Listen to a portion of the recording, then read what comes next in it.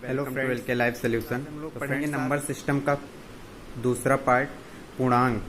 पूर्णांक क्या होता है, इंटीजर क्या होते हैं, इसके बारे में समझेंगे इस वीडियो में। और रेशनल नंबर, इरेशनल नंबर यानी परिमेय संख्या या अपरिमेय संख्याओं के बारे में समझेंगे, रियल नंबर्स के बारे में। तो इस वीडियो में मैं ये डिस्कस करने वाला हूँ। बहुत ही अच्छा टॉपिक है, तो इस वीडियो को आप एंड तक देखिएगा।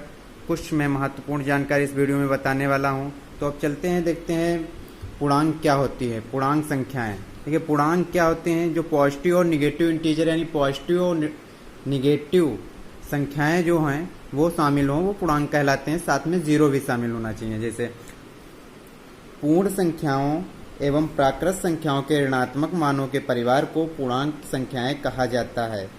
दूसरे शब्दों में भी हम कह सकते हैं, जब प्राकृतिक संख्याओं को धनात्मक और ऋणात्मक रूप में व्यक्त किया जाए और शून्य को भी सम्मिलित कर लिया जाए, उन्हें पूर्णांक संख्या कहते हैं। तो देखिए पूर्णांक संख्याएं क्या होती हैं, माइनस में जितनी भी संख्याएं होंगी वो सभी होंगी, और प्लस में होंगी वो भी सभी होंगी, और साथ में जीरो को सम्मिलित कर लिया जाएगा।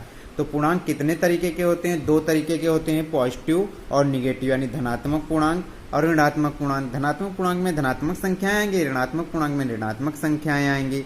ठीक है, तो अब चलते हैं परिमेय संख्या क्या होगी। परिमेय संख्याओं के बारे में आप लोगों को बता देते हैं। परिमेय संख्या यानी रेशनल नंबर वे संख्याएं जिन्हें हम P/Q के रूप में लिख सकें या व्यक्त कर सकें, उन्हें परिमेय संख्याएं कहते हैं।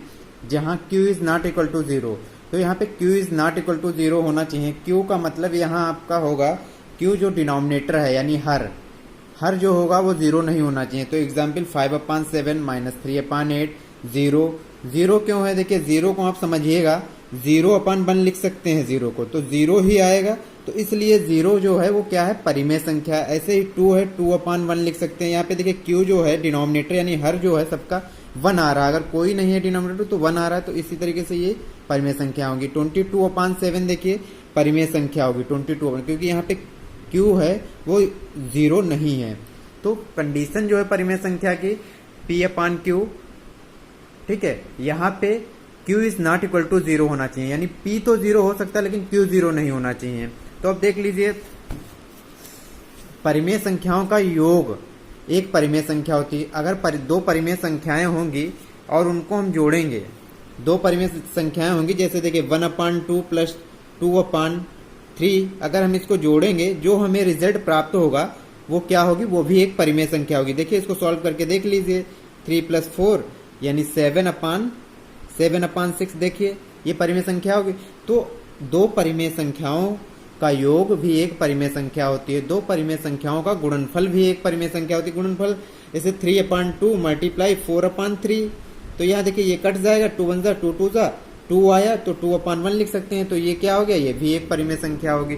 तो इसी तरीके से अगर और भी संख्याएं हम ले सकते हैं। ठीक है, अब परिमेय संख्या क्या होती है, इरेशनल नंबर्स।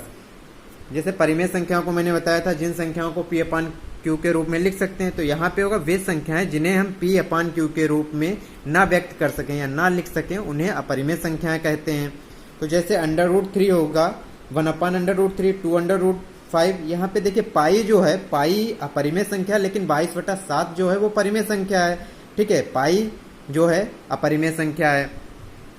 तो देखिए अंडर में कोई भी संख्याएं होंगी वो अपरिमेय संख्याएं होंगी, लेकिन वहां एक कंडीशन होगी, जो संख्याएं होंगी जैसे अंडर में परफेक्ट स्क्वायर 4 हो गया, तो इसको निकालेंगे 2/1, ये परिमेय हो गया। तो अंडर में कोई परफेक्ट स्क्वायर को छोड़ के जितनी भी संख्याएं होंगी वो अपरिमेय संख्याएं होंगी।